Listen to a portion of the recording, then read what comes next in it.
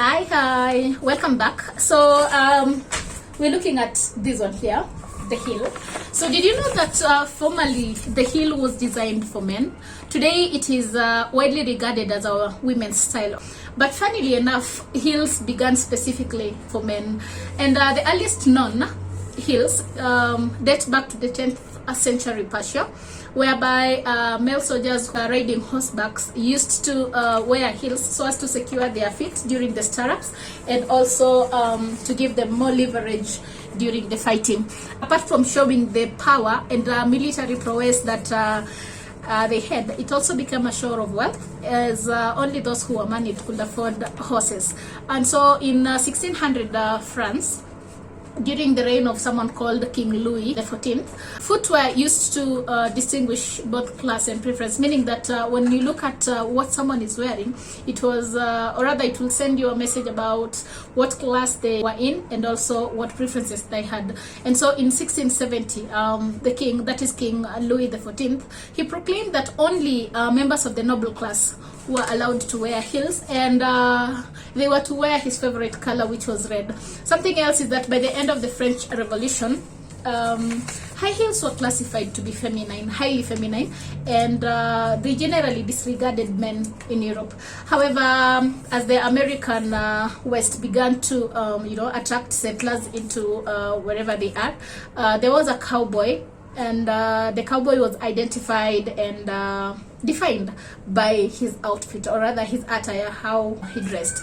And the cowboy was considered the epitome of masculinity. He was also a symbol of the male pride, and he had boots that had an inverted round heel, and the round heel was called the Cuban heel, and it was necessary for staying upright during a long distance travel whenever you're on horseback. And so outside the cowboy context, meaning that if you're not dressed cowboyish, if I can call it that, then it was just considered as a female's shoe.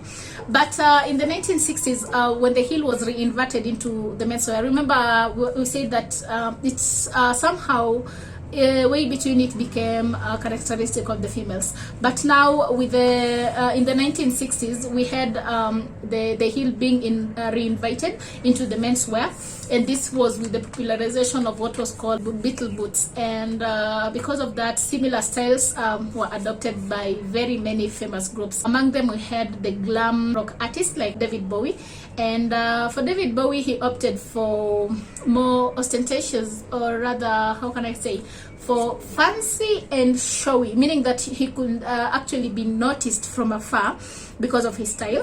For instead of the heels that people generally knew, he went for what we call stilettos. And because of his look, he was standing out.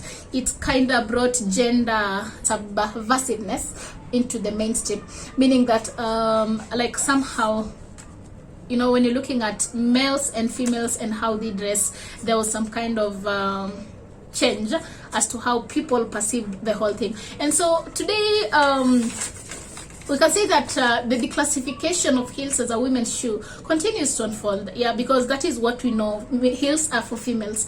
But clothing is becoming less tied to gender identity and sexuality, because fashion designers come up with models, and even men hit the red carpet sometimes, and they appear on magazine covers, they dress in gowns, and so there's no reason as to why they shouldn't have a nice pair of heels to accompany them, because if that is what makes them stand out, then why not?